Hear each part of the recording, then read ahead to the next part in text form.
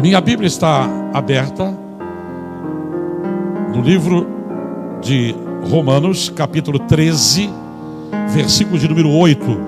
Romanos, capítulo 13, versículo de número 8. Diz assim: a ninguém devais coisa alguma, a não ser o amor, com que vos ameis uns aos outros, porque quem ama aos outros cumpriu a lei.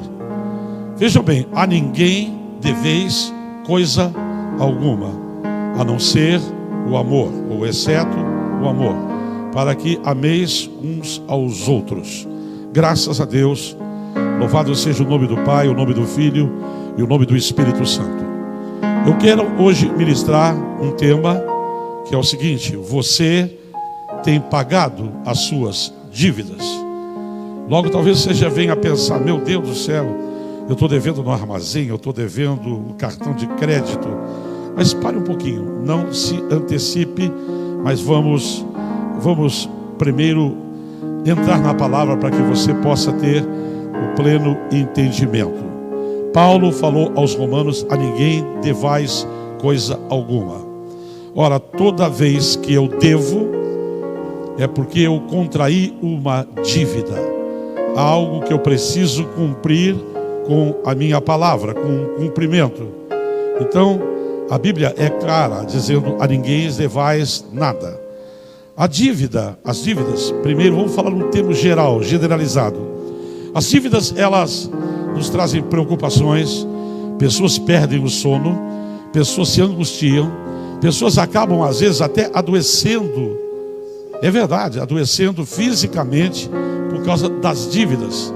Você sabia que um grande contingente de casais acabam às vezes indo para a separação e até para o divórcio por causa das dívidas?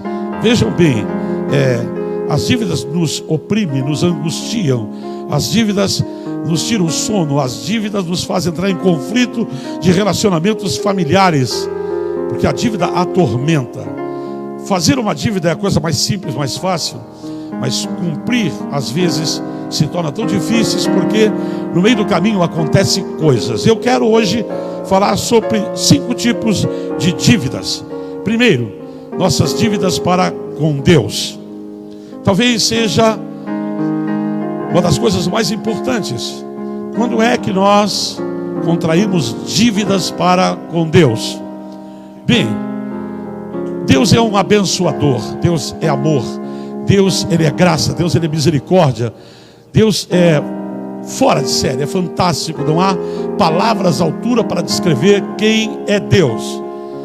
Mas muitas vezes nós queremos servir a Deus e queremos usufruir das bênçãos de Deus, mas estamos endividados com Deus.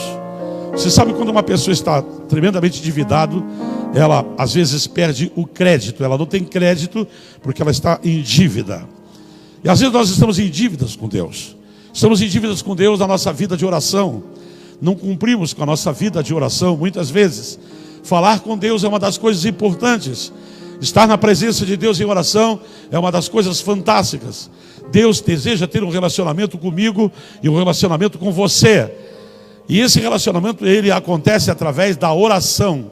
É verdade que temos a leitura da palavra, mas a oração é a nossa melhor, eu acredito, comunicação com Deus. E às vezes nós não oramos a Deus. Nós cumprimos com tantos compromissos, mas às vezes o nosso encontro diário com Deus nós não temos, e estamos endividados com Deus. Às vezes estamos endividados com Deus no concernente ao trabalho no reino de Deus. Deus nos chamou, não nos chamou apenas para ser simplesmente pessoas salvas, mas nos chamou para ser testemunhas da sua palavra, testemunhas de Deus. E às vezes nós estamos tão atarefados, tão cheios de coisas, e acabamos não nos envolvendo com a obra do Senhor. Nos envolvemos com casa, nos envolvemos com trabalho, nos envolvemos com amigo, nos envolvemos com 1 milhão de coisas, menos nos envolvemos com o reino, com a obra de Deus. E na palavra do Senhor está escrito: vós sereis as minhas testemunhas. Deus nos levantou para ser salvo, mas além disso, para sermos testemunhas da sua palavra, testemunhas do seu reino. E às vezes nós estamos endividados com Deus, Quantas vezes a gente coça a cabeça e diz: ai meu Deus, eu estou em dívida com Deus, eu estou em dívida com meus dízimos, eu estou em dívida com as minhas ofertas, eu estou em dívida com a minha presença na casa de Deus, porque nós fizemos da nossa frequência na casa de Deus uma coisa quando dá, quando eu posso, quando sobra um tempo, e nós vamos aos poucos nos endividando com Deus, e não nos preocupamos com isso. E parece que Deus não vai nos cobrar, e a gente leva assim: não, Deus é amor, Deus é misericórdia. E é verdade, Deus é amor. E é verdade que Deus é misericórdia. E é verdade que Deus é compaixão. Tudo isso é verdade. Mas às vezes, nesse meio todo de falar que Deus é amor, que Deus é misericórdia, que Deus é compaixão, nós não citamos que Deus é justiça. E a palavra justiça, Ele é justo. E a palavra justo não é nem folgado e nem apertado, é justo. Deus é justo e Ele é justiça. E nós não damos muita bola com as nossas dívidas com Deus. Nós procuramos cumprir com todo mundo. Às vezes nós somos tão corretos com outras coisas. Somos corretos com uma conta no comércio, somos corretos com a amizade da família, com o amigo, com o vizinho, enfim. E nos esquecemos de pagar as nossas dívidas com Deus. E quando eu falo de dívida com Deus, eu não estou falando aqui exclusivamente de dízimo, de oferta. Eu falo de dívidas no sentido amplo de Deus. Deus tem propósito na minha vida, na tua vida. Deus tem um plano para mim, tem um plano para você. E você foi levantado, assim como alguém lhe ganhou para Cristo. Alguém me ganhou para Jesus. Eu acredito que alguém ganhou você para Cristo. E esse alguém estava fazendo exatamente o que eu e você deveríamos estar fazendo, testemunhando de Cristo. Alguém falou de Jesus para mim e para você. Alguém mostrou a igreja para mim e para você. Alguém falou da palavra de Deus para mim e para você. Alguém orou, quem sabe quanto tempo, por mim e por você. Clamaram, e até que um dia tudo aconteceu na nossa vida, mas alguém foi um instrumento. E Deus usa homens e mulheres como instrumentos seus. E Deus deseja nos usar. E quando nós não permitimos ser usados, ou quando nós não damos muita importância para sermos usados por Deus no ministério, e fugimos desse compromisso, nós acabamos nos endividando com Deus. E toda dívida é cobrada. E a gente pensa que Deus não cobra nada da gente, porque Deus é amor e misericórdia. Leia a palavra dos talentos. A Bíblia diz que o Senhor distribuiu para um homem 5 talentos, e para o outro 4, e 3, e 2, e 1. Até que ele deu o talento para todos, e ele se ausentou da terra. E aqueles talentos, nada mais, nada menos do que são bênçãos de Deus, talentos de Deus que Deus nos confere a cada um de nós. Então, aquele homem se ausentou, e depois de um certo tempo ele voltou. E quando ele voltou, ele procurou se encontrar com aquelas pessoas que ele havia dado um talento para cada um. E a primeira pessoa que ele foi para prestar conta, vejam bem, eu estou abrindo a Bíblia e dizendo para você que Deus, Ele quer uma prestação de conta minha e sua. E ele diz para o que ele deu 5 talentos: muito bem, eu quando saí daqui me ausentei, eu lhe dei 5 talentos e eu tive o tempo fora, estou voltando agora. O que você fez com o seu talento? E aquele servo, ele disse: Senhor, tu me deu 5 talentos e eu trabalhei, eu granjeei, e dos 5 eu produzi e fiz 10. E Deus olhou para ele e eu acredito que sorriu e disse: servo bom e fiel.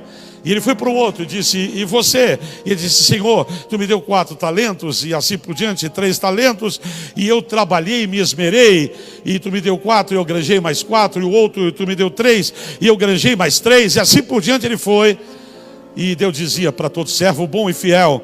Até que ele foi para aquele homem que ele deu um talento e disse: tu, o que fizestes? E ele disse: ó meu bom Senhor, eu sabendo que tu és justo, misericordioso, e que tu ceifas da onde não plantasses, eu fiquei com medo de alguém me tomar o talento, acontecer alguma coisa, e eu abri um buraco e enterrei o talento, está guardado, enterrado lá.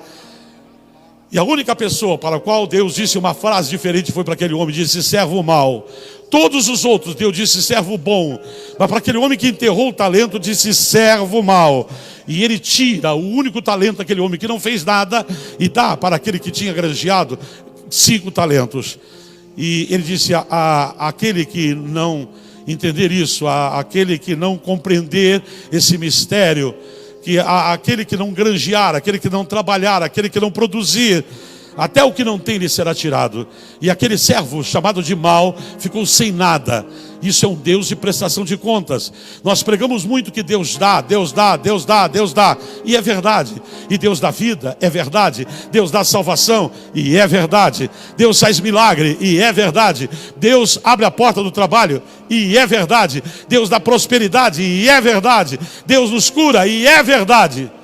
Mas tem uma verdade que a gente não cita, que Deus também, Ele dá tudo que você pode imaginar, mas Ele também cobra. E aí, essa parte nós não queremos falar, que Deus cobra. Deus cobra a minha vida de oração. Deus cobra a misericórdia que eu tenho para com os outros. Deus cobra a compaixão para que eu tenho com o meu próximo. Isso tudo é cobrado por Deus. E nós achamos que Deus não cobra. Então a primeira dívida, nossas dívidas com Deus. Aprenda que eu e você temos dívidas. Não vamos à igreja sempre, vamos quando dá, quando pode, quando eu estou afim. Nós estamos acumulando como fosse um caderno de dívidas. Eu me lembro há muitos anos atrás, quando eu morava em Porto Alegre ainda, eu estava muito bem empregado, com uma vida estável financeira. Nunca tive tão bem financeiramente como estive naquela época, mas também nunca tive tão mal espiritualmente como eu tive naquela época, porque dinheiro não é sinônimo de estar bem com Deus. Ainda que muitas pessoas assim, eu estou empregado, estou ganhando bem, eu comprei um carro, e ele associa isso que ele está de bem com Deus, e isso não é garantia. Dinheiro, casa, carro não é garantia que eu estou de bem com Deus. E eu estava bem de dinheiro, porém mal espiritualmente com Deus. E minha esposa dizia para mim: amor, tu não vai dizimar? Ele disse: eu vou. Tu é contra o dízimo? Não, não sou. Eu tinha um caderno parecido como esse que está aqui, e era onde eu anotava todos os dinheiros que eu ganhava. Eu tinha uma revenda de carros usados, eu vendia carros usados para terceiros, eu ganhava dali comissões, boas comissões. Eu fazia projetos de casa pré-fabricada, ganhava uma boa comissão desses projetos de casa pré-fabricadas, e fazia a contabilidade de uma filial e de uma matriz da mesma empresa, ganhava dali. Então você imagina, eu estava super bem financeiramente. Mas eu estava com um caderno acumulando ali, não tinha razão para não dizimar, não tinha razão nenhuma para dizer eu não vou dizimar. Eu não dizimava porque na verdade eu não queria, eu estava preso naquilo ali, eu era avarento e eu estava adquirindo dívida. Deus me abençoando, eu porém não pagava a parte que era de Deus. Você já imaginou quando você só nega o imposto de renda? O imposto de renda vem com tudo sobre você. Você quando adquire uma dívida de uma empresa, você financia algo, você não paga, vem com tudo para cima de você. Há uma cobrança. E nós achamos que Deus não nos cobra nada. E você está enganado, Deus nos cobra. Deus nos cobra uma vida de amor, uma vida de fidelidade, uma vida de sinceridade, uma vida de generosidade, uma vida de compaixão para com o próximo, uma vida que eu possa dar perdão para aqueles que me ofendem e me magoam. Isso são cobranças, nós vamos nos endividando. E eu estava ali. E o dízimo é algo de Deus. Eu estava ali anotando. E quando eu vi a página encheu, eu estava na segunda página. E um dia, o que era meu pastor, hoje está na glória com Jesus, disse: se você não é fiel no pouco, você nunca vai ser fiel no muito. Eu estava ali apavorado, eu dizia: agora como é que eu vou dar tudo isso aqui? Eu já tenho 2 folhas cheias. Eu estava endividado com Deus, eu não sabia. A minha pergunta para você nesta tarde: qual é as tuas dívidas com Deus? Segundo tipo de dívida, a dívida com a minha família. Nós achamos que a família às vezes é mais importante que a igreja, do que Deus, e não é. Deus é o topo, está lá em cima. A coisa mais importante da nossa vida é Deus. Porque você não teria família se não fosse Deus. Você não teria pai se não fosse Deus. A senhora não seria mãe se não fosse Deus. Seu filho não estaria criado se não fosse Deus. Deus te deu saúde, Deus te deu vida, Deus te deu graça, Deus te deu sabedoria para você ter essa família que você tem hoje. Então Deus está acima da sua família. Não é a sua família que está acima de Deus. Às vezes nós estamos em dívidas com Deus porque colocamos a família acima de Deus. Nós atendemos a família, socorremos a família, pensamos na família, nos voltamos para a família, e quando sobra um tempo, então Deus. Você está totalmente errado. Tudo tem uma ordem. Deus está em primeiro lugar. Segundo lugar vem a tua família.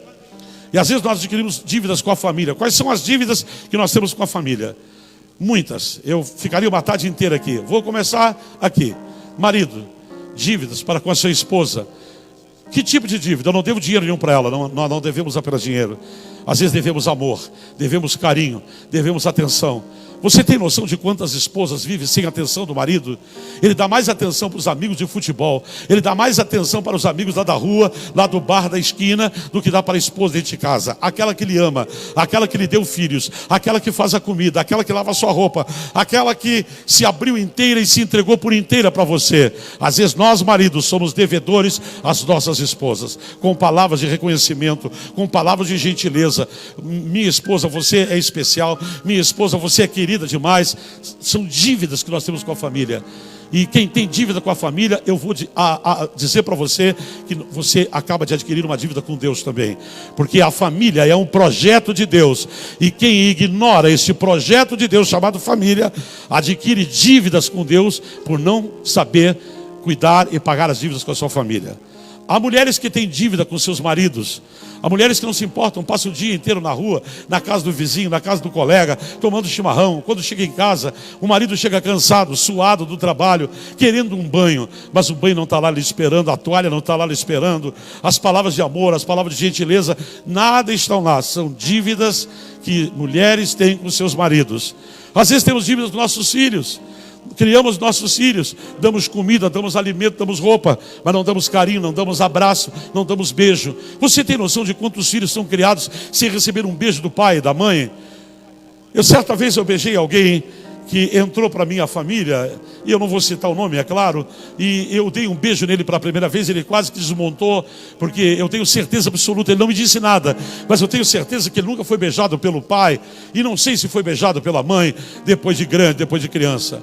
As minhas filhas todas, a minha igreja, a nossa igreja aqui, São Pais, não é uma doutrina, nós não pregamos isso como doutrina, mas a maioria das pessoas aqui se abraçam, se beijam, porque isso é bíblico. Ósculo santo significa beijo santo, um beijo sem maldade, e isso nós às vezes devemos aos filhos. Os nossos filhos crescem, você quando vê a sua filha é uma moça, quando você vê o seu filho é um homem, está na idade de quartel, o tempo passou, você nunca foi uma pracinha com o seu filho, você nunca andou de balanço, você nunca jogou bola com ele, você nunca foi lá no quartinho da menina e brincou de boneca com ela, você nunca deu um colo, nunca deu um abraço. Dívidas para com a família. E às vezes temos uma família desregrada, arrebentada, destruída. Nós não sabemos por quê, porque nós somos mais do que devedores à nossa própria casa e à nossa própria família. Terceira dívida: dívidas comigo mesmo. As dívidas que você tem com você. Aí não é dívida com Deus, não é dívida com a família, é dívida com você. Você não se cuida, você não cuida da sua vida, você não cuida da sua saúde, você leva tudo na brincadeira. Alguém diz que aquilo faz mal, você dá risada. Alguém diz que aquilo vai lhe prejudicar, você não dá bola para isso, você não se cuida. Você não cuida da sua saúde, não cuida da sua mente, não cuida do seu corpo, não cuida do seu coração, não cuida de fazer um exame, não cuida de ninguém. E você vai levando a vida, pressão alta, você dá risada, e come um monte de sal, e come tudo que não presta, e dá risada. Se tiver que morrer, eu vou morrer de barriga cheia. Mas você não para pensar que o dia que você morrer, talvez você vai deixar sua esposa numa situação difícil, os seus filhos desesperados. Você poderia ter vivido muito mais se você cuidasse de você. Você tem dívidas com a tua saúde, dívida com o teu corpo, dívida com a tua mente, dívida com o teu emocional. Procure apagar as dívidas que você tem com você mesmo. Sabe, eu fui um homem que eu achava que era um super-homem. E eu vivia, comia, bebia, dormia, sonhava, tudo era igreja. De manhã igreja, meio-dia igreja, de tarde igreja, de noite igreja, de madrugada igreja. Igreja, igreja, igreja, igreja, igreja, igreja, igreja.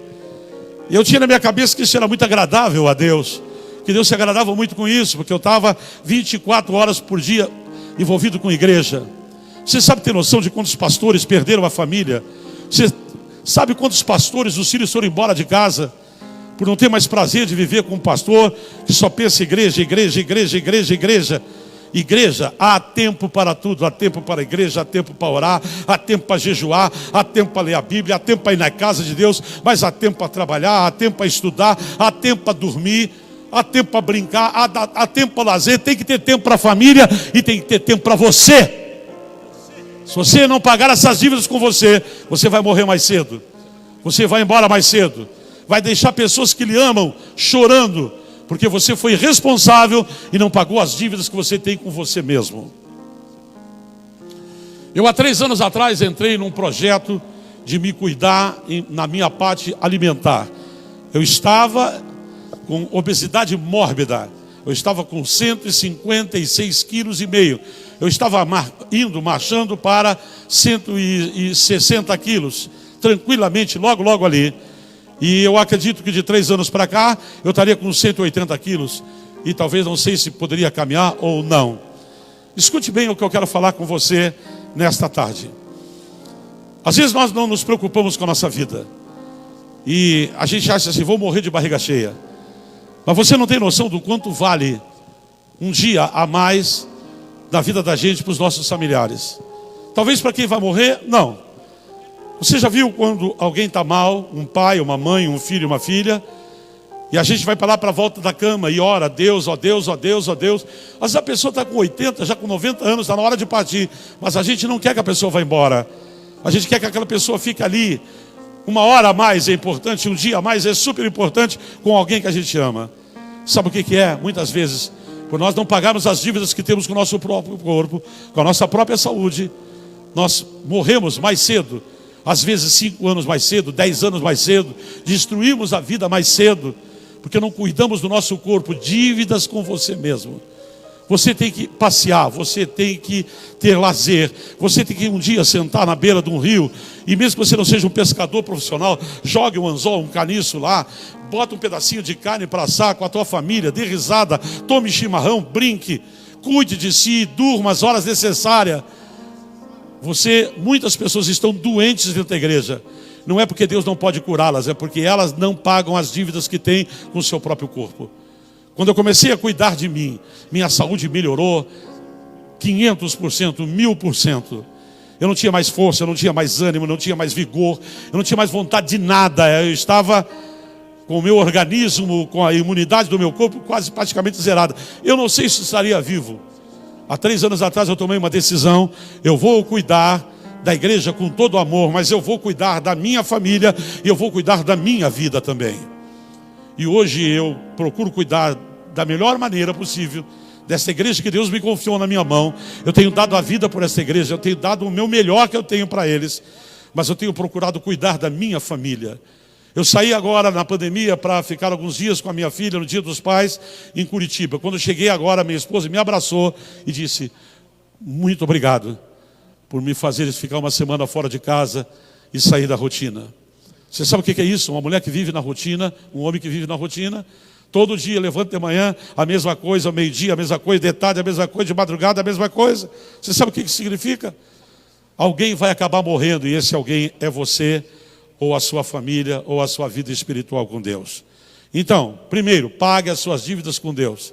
Segundo, pague as suas dívidas com a sua família. Ame a sua família, cuide da sua família, dá lazer para a tua família, leva a tua esposa para passear. Não tem dinheiro para ir no restaurante, para numa carrocinha de cachorro-quente. Não tem dinheiro para o cachorro-quente, come um espetinho. Não tem dinheiro para um espetinho, pega um refri, bebe com ela, sentado numa praça, num lugar.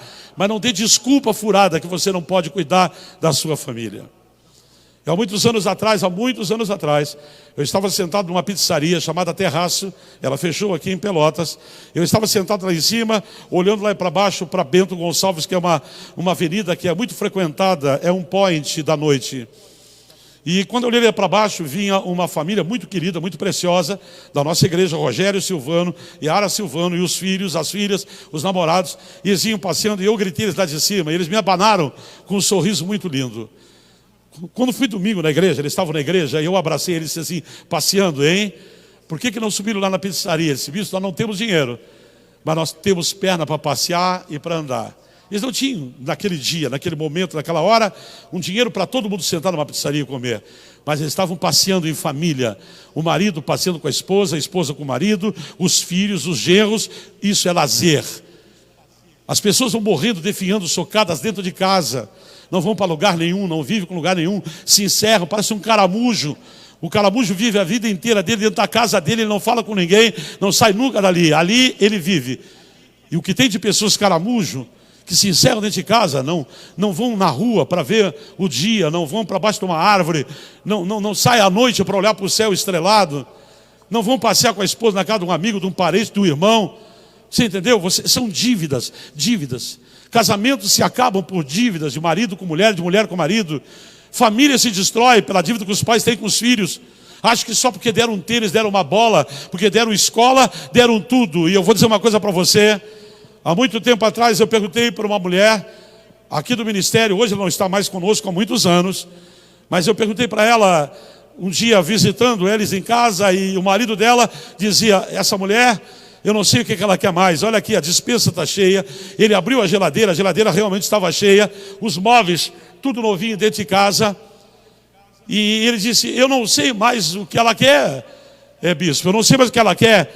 E ela começou a chorar e disse, eu trocaria tudo isso que tu me deu pela tua presença em casa, pelo teu abraço, pelo teu tempo, para estar contigo mais tempo. E ele disse, tu tem que escolher, ou eu te dou tudo isso e tu não me tem, ou tu me tem e eu não posso te dar. Ela disse, acabei de dizer que eu trocaria tudo. Às vezes nós achamos que a coisa mais importante é um sofá novo, é uma televisão nova. Isso é legal? É legal. Mas o que adianta um sofá novo, uma televisão nova, uma geladeira nova, quando você não tem amigos, quando você não tem família reunida? Não interessa se você não tem um churrasco, uma comida de primeira, mas não tem preço uma família sentar, podia ser um simples arrozinho com feijão, uma batata doce cozida, mas a família está toda reunida, o marido está ali, a esposa está ali, os filhos estão ali. Isso não tem preço. Não tem preço de deitar todo mundo e ficar conversando na sala da casa, depois de noite vão dormir, no outro dia você levanta de manhã. Dívidas que nós temos com Deus, com a família, e dívidas que nós temos com nós mesmos, não cuidando da nossa vida. Já estou quase encerrando. Quarta dívida, dívidas para com a igreja. Nós às vezes achamos a igreja é uma coisa descartável. A gente entra para a igreja, fica na igreja 1 ano, 2 anos, 5 anos, 10 anos, constrói uma história, e o pastor de cada igreja, não sou eu apenas, mas o pastor de cada igreja, ele conhece a história dos seus membros, de como eles entraram, de como eles saíram. Por exemplo, eu tenho agora aqui 5 pessoas que vieram aqui à tarde na igreja e estão me assistindo aqui, sentados ali. A Roselane, o irmão Altair, a irmã Cilei, a Séries, a irmã Maria Amélia. E quando eu olho para cada um de vocês, eu tenho uma história na vida de cada um de vocês. Se eu olhar aqui para a irmã Maria Amélia, está sentada aqui me ouvindo ali, há mais de 20 anos ela está conosco na igreja. E se eu me lembrar da história dela, eu vou me lembrar da história dela. Era uma mulher com menos de 40 quilos, era pele e osso, era uma mulher extremamente nervosa, era uma pilha de nervo. Ela fumava um cigarro atrás do outro, daquele de enrolar, estava no fundo do poço. E o filho dela havia se convertido aqui, o pastor Antônio, havia se convertido, aceitado Jesus, falava, até que um dia ela veio e se entregou a Cristo. Já está com quantos anos? 80 e quantos? 81 anos sentada ali, está muito mais bonita do que quando entrou aqui, milhares de vezes. É uma história, mas às vezes nós renegamos uma história de vida e viramos as costas para a igreja e saímos da igreja por WhatsApp, por telefone. Alguns nem WhatsApp, nem telefone, nem nada, ignoram. São dívidas que nós temos com a igreja. E as pessoas pensam que a igreja do bispo Honoré, eu não tenho igreja, eu nunca tive igreja. Eu sou o pastor que dirige a igreja, mas a igreja nunca foi minha. E não tenho a pretensão que a igreja seja minha, porque a igreja ela é formada de ovelhas. E a Bíblia é clara, não é as ovelhas do bispo Honoré, é as ovelhas do Senhor Jesus Cristo. E eu só cuido das ovelhas que Deus mandou cuidar. E quando nós viramos as costas para a igreja, nós estamos pensando erroneamente que estamos virando as costas para o pastor, para o ministério, para a igreja. Você está virando as costas para a igreja de Deus. A igreja não é minha, a igreja é de Deus. O santuário da paz não é minha, é de Deus. A Assembleia de Deus, já diz a Assembleia de Deus. A Santa Missão é de Deus. Os batistas, a igreja é de Deus. Homem não tem igreja, quem tem igreja é Deus. A igreja é uma. Nós somos responsáveis, eu sou responsável por esta aqui. Mas vocês não são minhas ovelhas. Vocês são ovelhas de Jesus que estão debaixo do meu cuidado e eu tenho obrigação de cuidar. Mas nós temos dívidas com a igreja. Nós temos dívida com a igreja quando nós vamos, quando queremos, quando achamos que dá para ir. nós largamos a igreja quando quer, a igreja me serve enquanto eu só escuto o que eu gosto, o que eu quero. Quando eu não escuto o que eu gosto, o que eu quero, que eu não concordo, eu viro as costas, vou para outra, e lá da outra você fica um tempo e sai e vai para outra. E alguns não têm igreja que sirva, viu? Em Pelota aqui deve ter mais de 500 igrejas diferentes. Não tem igreja que sirva, o cara vai lá, sabe o quê? Tem 500 aí, mas vou fazer a 501 agora. E ele funda uma igreja para ele, leva a gente com ele, leva pessoas com ele. E lá daqui um pouquinho tem um fazendo a igreja número 502. E daqui um pouquinho estão 503. E daqui um pouquinho já está no 700. E daqui a pouquinho tem 1000. E se faz igreja como quem faz loja de 99. Sabe por que essas pessoas não param nas igrejas? Porque eles são desobedientes, são rebeldes. Eles não aceitam a verdade. Eles querem uma igreja que faça tudo do jeito que eles querem, como eles gostam, mas não querem se submeter a nada. Não tem misericórdia de ninguém, não tem compaixão de ninguém. E isso são dívidas que nós temos para com a igreja. Não é com a igreja parede, é com a igreja pessoas, vida. Nós não temos misericórdia com as pessoas, né? Todo mundo que peca é cobrado, vem com tudo, com juízo, com cobrança. Mas quando é você, quando é a sua casa, quando é a sua família, aí para a nossa família nós queremos misericórdia, para os outros nós queremos justiça. E eu quero dizer uma coisa para você, aleluia. Quando aquela mulher foi pega num ato de adultério e foi levada para o templo, queriam todo mundo apedrejar aquela mulher. Como é fácil jogar pedra nos outros. O brabo é quando o problema um dia é comigo, e ao invés de eu atirar pedra nos outros, os outros começam a tirar pedra em mim. Aí dói, né? Pimenta nos olhos dos outros não arde, mas no da gente arde. E aquela mulher foi levada e disseram, na Bíblia está escrito que uma mulher que for pega num ato de pecado, seja morta apedrejada. Jesus não disse que não estava escrito. Ele apenas disse, tudo bem, quem não tiver pecado aqui, atire a primeira pedra. Quantos atiraram pedra naquela mulher? Nenhum. Sabe por quê? Porque todo mundo olhou para dentro de si e viu que são tão pecadores quanto o outro. Nós somos errados tanto quanto o outro. O que nós temos que aprender não é jogar pedra naquele que errou, mas ter compaixão, orar, ter misericórdia. O meu irmão caiu, eu vou orar por ele. A minha irmã errou, eu vou orar por ele. E isso são as dívidas que nós temos para com a igreja de Deus. Para finalizar, minha dívida para com as pessoas do mundo. Mas eu como cristão posso ter dívida com gente que não é cristã? Sim, senhor. Qual é a dívida que eu tenho com o mundo? De pregar Cristo para o mundo. Qual é a dívida que eu tenho com o mundo? De pregar Jesus para os presidiários. Às vezes nós não temos ninguém da nossa família no presídio. E graças a Deus que você não tem. Você já pensou se você tivesse um filho seu lá dentro? Já pensou se seu marido estivesse lá dentro do presídio? No meio de tudo aquilo lá, correndo droga, maconha, cocaína.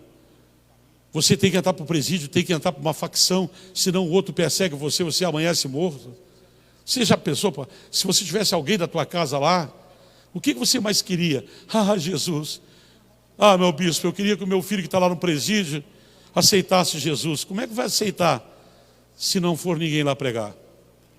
Como é que alguém vai se converter lá dentro do presídio se não for ninguém lá pregar? Sabe qual é as dívidas que a igreja tem com o mundo? Porque às vezes é tão difícil um crente visitar outro crente na doença, quanto mais quem não é crente. Você tem noção de quanta gente morre todos os dias, não por o coronavírus, mas morre lá de câncer, de ataque, de tudo quanto é coisas que acontecem. E muitos vão para a sepultura e nunca ouviram alguém pregar de Jesus para eles. Isso é a nossa dívida. Por isso que eu tenho dito aqui, a nossa igreja não vai mais sair da internet. Nem que volte tudo ao normal. Nós temos alcançado muitas e muitas almas, muitas pessoas, através da internet. Famílias já estão até vindo aqui na igreja, por causa da internet. Porque a internet vai aonde muitas vezes a gente não pode ir. Às vezes tem uma pessoa, quem sabe, nesta hora não tem alguém numa enfermaria, num pronto-socorro, e não está lá assistindo essa live. Quem sabe alguém no fundo do poço. Sabe, há muitos anos atrás, eu tive um projeto que eu tinha um telefone 24 horas por dia, e qualquer pessoa necessitada podia ligar para o meu telefone. E eu dava folhetos na rua com esse projeto. E um dia o telefone tocou, era mais ou menos meia-noite, meia hora. E eu atendi e alguém perguntou, eu me esqueci o nome do projeto que eu tinha. Era Disque alguma coisa, Televida, acho que era Televida. E alguém perguntou, é do Televida? Eu disse sim. Ele disse, eu estou no fundo do poço. Eu estou drogado, mas ainda estou consciente. Eu vi esse papel, uma coisa me disse, pega o papel. Eu estou aqui na Bento Gonçalves, perto de um trailer. Eu vi esse papel jogado no chão. Eu peguei esse telefone e eu estou aqui num orelhão. Era do tempo do orelhão ainda. E eu estou ligando, eu preciso de ajuda. E eu orei com aquela pessoa e tentei ajudá-la o máximo pelo telefone. E marquei para que ela viesse aqui na igreja. Sabe, pessoas precisam de Cristo. Nós temos dívidas para com o mundo. Sabe o que me deixa, às vezes, me desculpa o termo, revoltado com o que está acontecendo no meio evangélico? É que todo dia alguém abre uma igreja. E sabe para que as pessoas estão abrindo igreja? Para ganhar crente de outra igreja. Isso não me dá nada. Se eu sair daqui e abrir uma igreja lá na ponta da esquina e levar vocês que estão aqui, eu ganhei o que com isso? O que me acrescenta pedras da minha coroa é ganhar almas para Jesus. Mas nós estamos vendo hoje todo mundo ganhando crente. Tira de uma igreja, vai para outra. Sai da outra, vem para cá. Um se emburra com um pastor, vai para outra. Outro vem para cá, vem para lá. É um troca-troca. Ninguém mais batiza ninguém. É meia dúzia de batizado, o resto é um troca-troca. Vai para cá, vai para lá. Todo mundo que abre a igreja diz a mesma coisa. Deus falou comigo, Deus mandou. Que Deus é esse? Se Jesus orou lá, Pai, para que eles sejam um só, como eu e tu somos um. Mas é o que está acontecendo. E a igreja de hoje, ela é devedora ao mundo. Nós estamos pregando para crente e deixando de pregar o mundo. E a Bíblia diz, Deus amou o mundo de tal maneira. Nós vivemos pregando para crente, atacando o crente em casa, visitando casa de crente, para que aquele crente saia daquela igreja e venha para a minha. Isso não é amor pela tua vida, isso é olho no teu dinheiro. Estão brigando não é pela tua alma, estão brigando pelo teu dízimo, pela tua oferta. Caia na real, deixa a ficha cair. Quem ama alma, vai buscar alma. E sabe onde estão as almas? Na beira do boteco, na encruzilhada, fazendo feitiço no cemitério, ajoelhado dentro de imagens que não pode fazer nada. São essas pessoas drogadas nas esquinas, cheirando cocaína, fumando maconha, queimando crack. Essas são as pessoas que têm que ser visitadas. Mas vocês vivem visitando pessoas que são crentes, que estão na igreja, que conhecem Jesus. Qual é a recompensa que você acha que você vai ter? Nenhuma. Você não vai ganhar nada. Nós temos que ganhar almas para Jesus. Almas. Vida para Jesus Cristo. Que Deus possa te ajudar. Dívidas com Deus, dívidas com a família, dívidas comigo mesmo, dívidas com a igreja e dívida com as pessoas do mundo. A Bíblia diz em Romanos, a ninguém deveis nada, exceto o amor. Qual é o meu convite para você nesta tarde? É você começar a pagar as suas dívidas. Anota aí num caderno, minhas dívidas com Deus, minhas dívidas com a minha família, minhas dívidas comigo mesmo, minhas dívidas para com a minha igreja e minhas dívidas para com o mundo. E sabe qual é o meu conselho para você? Você quer ser salvo? Então comece a pagar as suas dívidas. Porque Deus não vai levar ninguém para a glória dele endividado até o pescoço com essas coisas e com essas pessoas.